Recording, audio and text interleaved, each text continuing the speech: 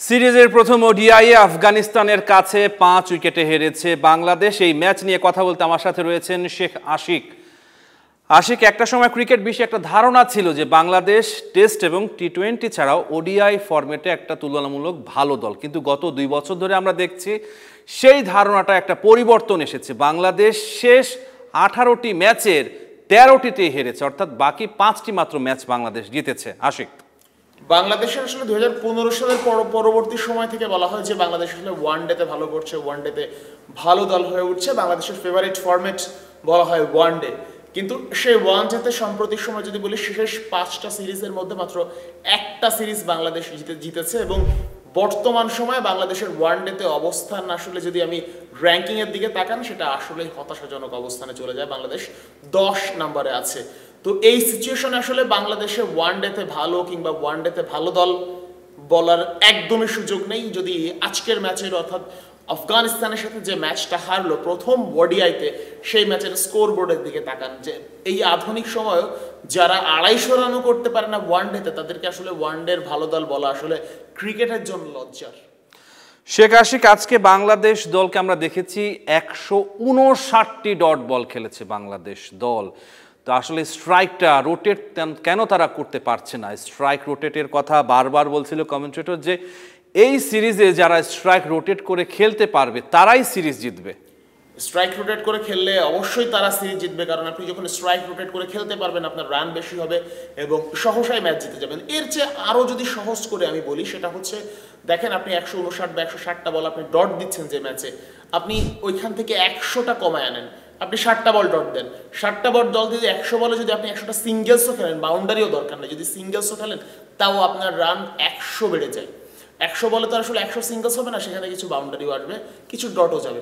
কিন্তু মানে ওয়ানডেতেও যা করতেছে টি-20তেও তাই করছে। যে ওয়ানডেতে আমরা দেখলাম যে 160টা বল মানে 159, 160 বা 162 বল ডট দেয়া, আবার টি-20তে খেললেও সারা 20 ওভারের মধ্যে 10 ওভার ডট দিয়ে দেয়।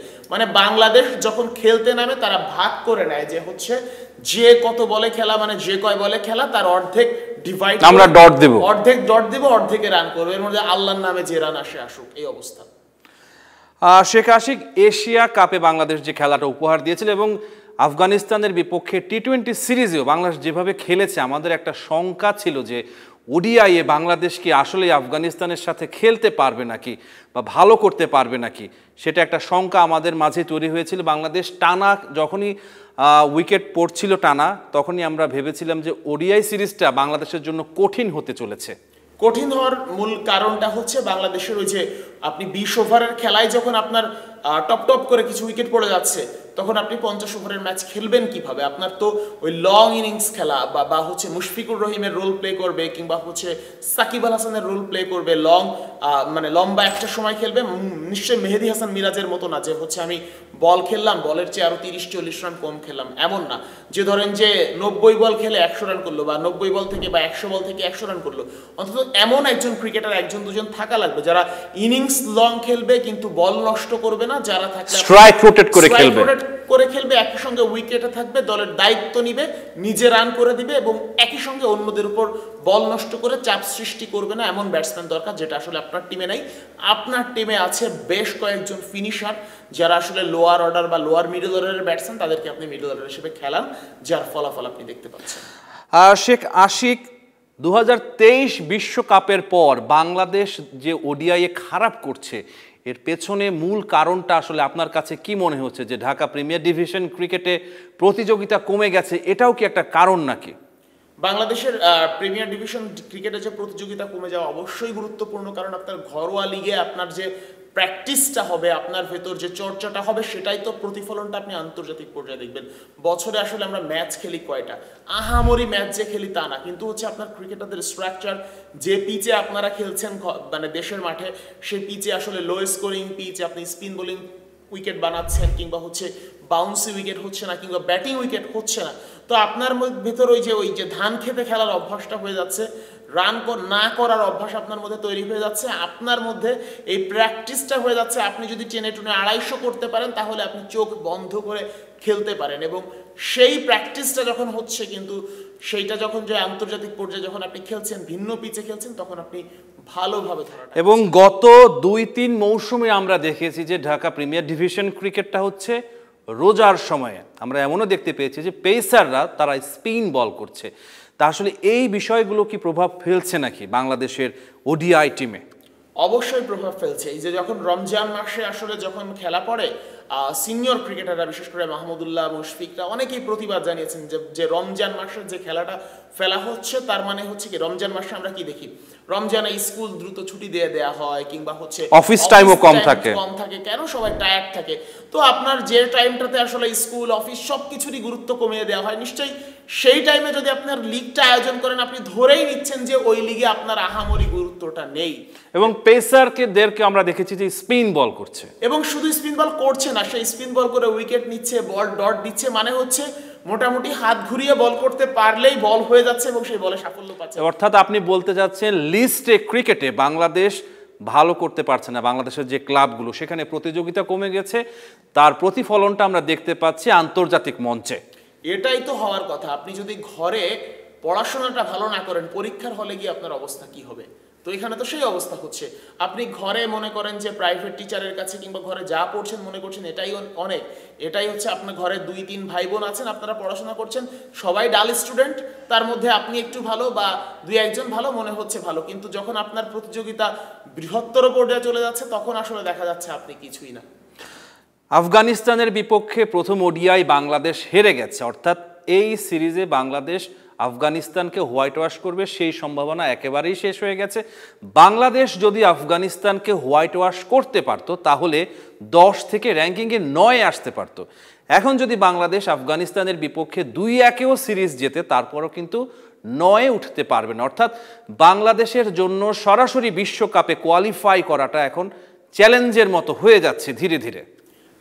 এত বছর ধরে ক্রিকেট খেলেও যদি মানে একটা দলকে বিশ্বকাপে সরাসরি কোয়ালিফাই করা চ্যালেঞ্জের মুখে পড়তে হয়, সেটা আসলেই হতাশাজনক। কারণ সাউথ আফ্রিকা এবং জিম্বাবুয়েতে হবে 2027 বিশ্বকাপ, যেখানে আসলে এই দুইটা দল খেলবে ডিরেক্টলি। তো ডিরেক্টলি খেলার ফলে কি সাউথ আফ্রিকাকে আপনার ডিরেক্টলি আলটিমেটলি খেলতে হবে না, কারণ র্যাঙ্কিং দিয়েই তারা যাবে। তো সেইখানে জিম্বাবুয়ে যেহেতু 10-এর মধ্যে নেই, জিম্বাবুয়ে একটা কোটা নষ্ট করবে, 9টা দল হয়ে যাবে।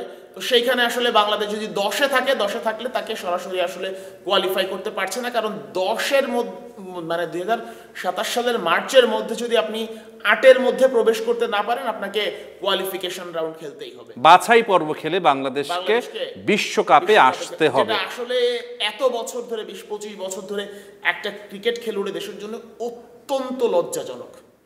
এই যে বাংলাদেশের ক্রিকেটে এত অধপতন হচ্ছে, ওডিআই টিম 18টা ম্যাচের মধ্যে মাত্র 5টা ম্যাচ জিতেছে, অর্থাৎ 13টি ম্যাচ হেরে গেছে বাংলাদেশ দল।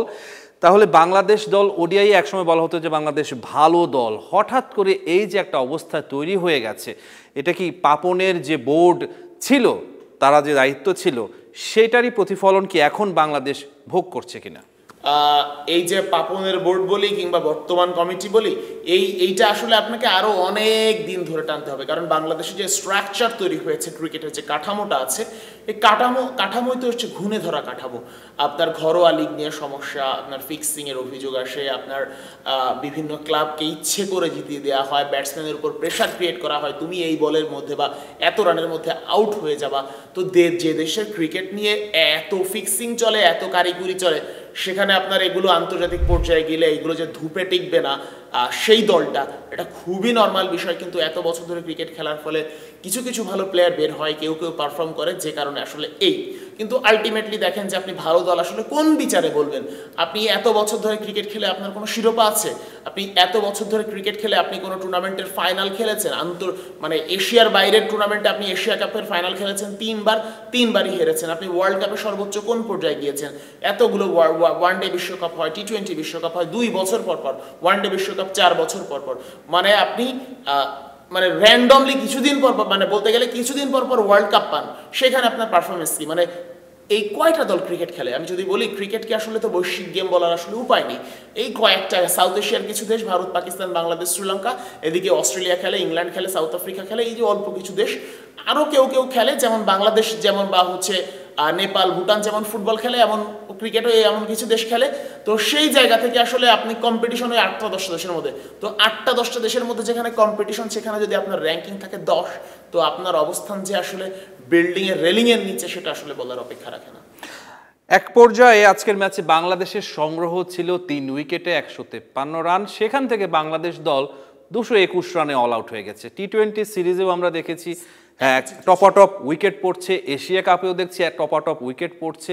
আসলে বাংলাদেশে কি প্রপার মিডল অর্ডার ব্যাটসম্যানের সংকট রয়েছে কিনা? একটু যাচ্ছি ওইখানে, তার আগে একটা কথা বলি। বাংলাদেশ দল যখন ফিল্ডিংয়ে ছিল, আফগানিস্তানে যখন উইকেট পড়ছিল না, তো পেছনে তো শোনা যায়, অনেক কিছু বললে শোনা যায়। উইকেট কিপার নুরুল হাসান সোহান বলছিলেন যে এই যে দলের সাথে আমরা খেলছি, ওদের উইকেট একটা পড়া শুরু করলে কয়েকটা পড়ে যায় টপ।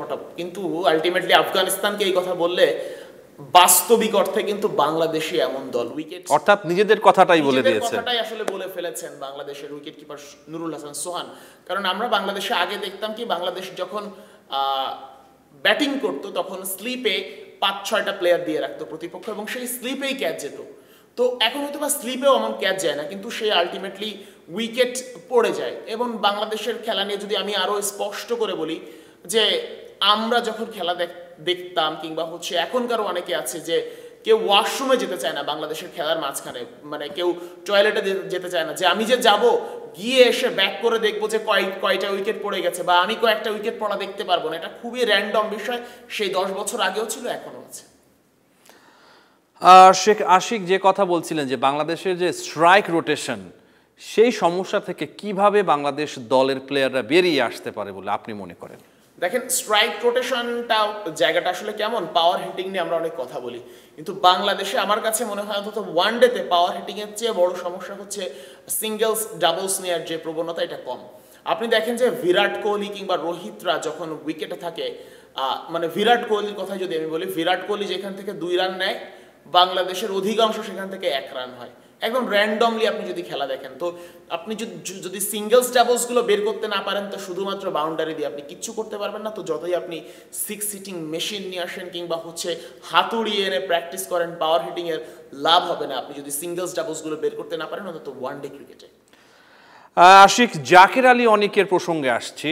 টি-20 সিরিজে জাকের আলী অনিক আফগানিস্তানদের স্পিনারদের বিপক্ষে 3বারই আউট হয়েছেন, এবং 2বার এর আগে টি-20 সিরিজে তার উইকেটটি নিয়েছেন রশিদ খান। এবং আজকের যে ম্যাচ, সেখানেও রশিদ খানের বলে জাকের আলী অনিক আউট হয়েছে। তো আপনি কি মনে করছেন যে টি-20 সিরিজে যেহেতু জাকের আলীর অনিকের ব্যাটে রান ছিল না, সেক্ষেত্রে আজকে 11-এ জাকের আলী অনিককে রাখাটা কতটা যৌক্তিক ছিল? জাকেরকে আসলে কেন খেলানো হচ্ছে র্যান্ডমলি? জাকেরের ধরেন যে জাকের ভালো ব্যাটসম্যান, বাট তার তো ভালো সময় যাচ্ছে না এখন। আপনি তাকে রেস্ট দেন, আপনি তাকে টাইম দেন, তার সাথে কথা বলেন, আপনি মানে কেন সমস্যাটা হচ্ছে, কোথায় প্রবলেম হচ্ছে দেখেন। কারণ সে যখন রশিদ খানের বলে বারবার আউট হচ্ছে, পরের বার যখন খেলতে যাচ্ছে তখন আবারও রশিদকে ভয় করেই খেলছে, এবং সে ভয়কে জয় করতে পারছে না, উল্টো আউট হচ্ছে। এটা খুবই র্যান্ডম একটা বিষয়, কারণ আমরা এই ক্রিকেটে এই জিনিসটা খুব বেশি দেখি।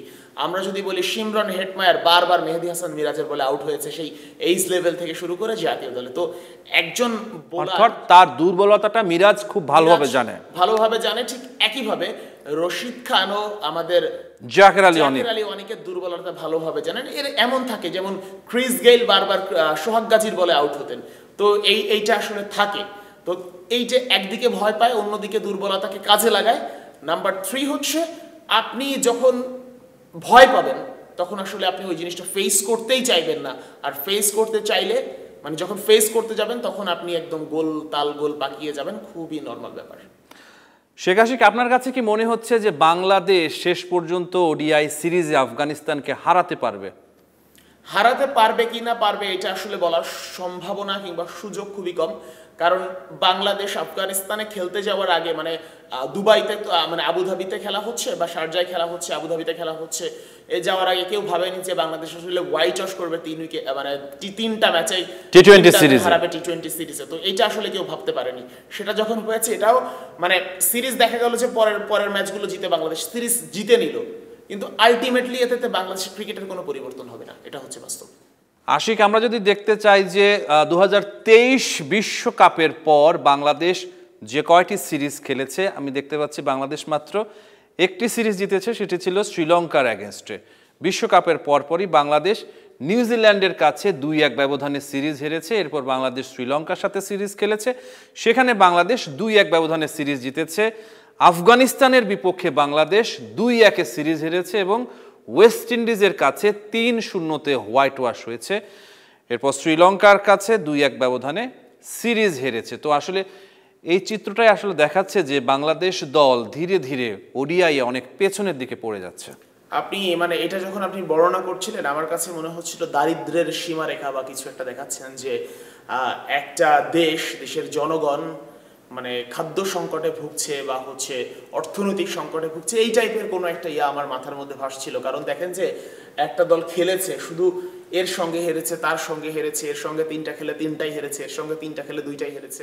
2023 বিশ্বকাপের পর মাত্র একটা সিরিজ জিতেছে, তো একটা, আমি তো এটাই বললাম যে মানে দারিদ্র্যের সীমারেখা যখন কেউ বর্ণনা করে, কিংবা হচ্ছে এই দেশের অর্থনীতি কিভাবে পতন হয়েছে এই যুদ্ধের পরে, এ ধরনের কোনো ইন্টারন্যাশনাল অ্যানালাইসিস যখন আমরা দেখি যে এমন অবস্থা যে সব দিকে ধ্বংস হয়ে গেছে, ঠিক এমন একটা অবস্থা দেখা যাচ্ছিল যে ওয়ানডে সিরিজের পরিসংখ্যান 2023 বিশ্বকাপের পর থেকে। আসলে দেখেন বাংলাদেশ ক্রিকেট খেলে কত বছর ধরে, সে অনেক বছর ধরে ক্রিকেট খেলে, 20-25 বছর হয়ে গেছে। যারা হচ্ছে একটা প্রজন্ম যারা ক্রিকেটকে ভালোবেসে বড় হয়েছে একদম শৈশব থেকে, যখন ধরেন যে আমি কিছু ইনিংসের কথা বলতে পারি, মানে তখন হচ্ছে বাংলাদেশ কি হতো, তখনও বাংলাদেশ জিততো। তো ওই জয়ে আসলে আনন্দ ছিল। আপনি যদি বলি যে ওয়ার্ল্ড কাপ 2007 ওয়ার্ল্ড কাপে আশরাফুলের 83 বলে 87 রানের ইনিংস, কিংবা হচ্ছে ন্যাটোয়েস্ট সিরিজে আশরাফুলের 100, কিংবা ইংল্যান্ডের সাথে 90+ ইনিংসগুলো, মানে কিছু কিছু ইনিংস কিংবা আইকনিক ইনিংস হয়ে আছে, ইনিংস আফতাব আহমেদের ছক্কা, এইগুলো আপনার মনে পড়বে। কিন্তু এর পরবর্তী সময় আস্তে আস্তে যদি চলে আসেন, আপনার আরো হারের চিত্রগুলো বেশি মনে পড়বে। যেমন ধরেন যে এশিয়া কাপে হেরেছিল পাকিস্তানের সাথে, ভারতের সাথে হার, কিংবা হচ্ছে র্যান্ডমলি যেই হারগুলো। কারণ কি দেখেন, আগে যখন বাংলাদেশের প্রথম দিকে যেমন ধরেন যে আকরাম খানরা যখন খেলতো, খালিদ মাহমুদ সুজনরা যখন খেলতো, এরপরে মোহাম্মদ আশরাফুল, আফতাব আহমেদরা যখন খেলতো, তখন আফতাব আহমেদ একটা ছক্কা মারলেই দর্শকরা খুশি হয়ে যেত। কিন্তু এখন তো আসলে সেই দিন নেই। এখনো যদি আপনি এতগুলো ম্যাচ খেলে, যে 20টা ম্যাচ খেলে 5টা জিতেছেন, 18টা ম্যাচ খেলে যদি হচ্ছে আপনার 5টা জয় থাকে, তাহলে মানে 6টা ম্যাচে একটা জয় থাকে না, মানে এই তো অবস্থা। তার মানে আপনি 5টা-6টা ম্যাচ খেলার পরে একটা জিতবেন, এটা হচ্ছে আপনার বর্তমান চিত্র।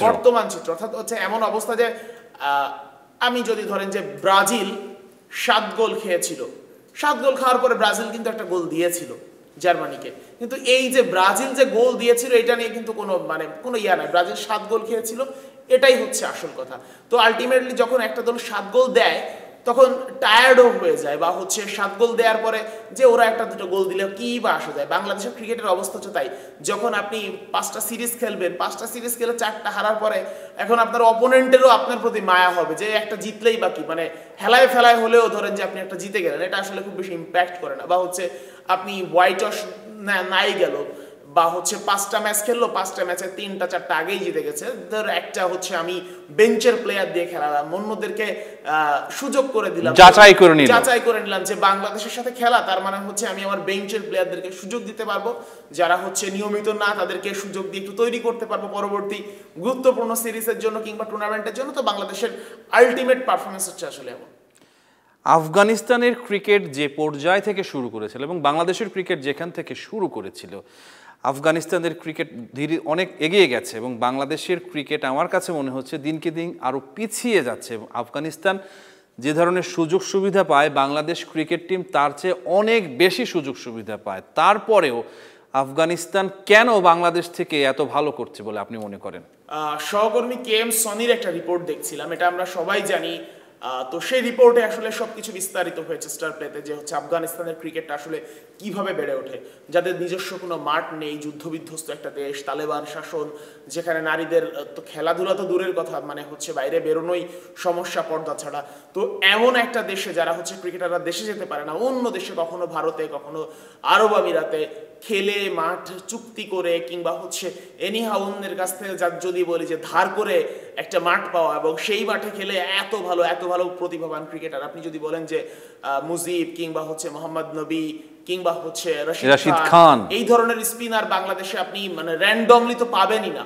বিশেষ করে মুজিব বা রশিদ খানের মতো একটা লেগ স্পিনার বাংলাদেশে কল্পনাও করা যায় না। যদিও রশিদ খান ওই রশিদ খান বর্তমানে নেই, কিন্তু প্রাইমের যে রশিদ খান ছিল।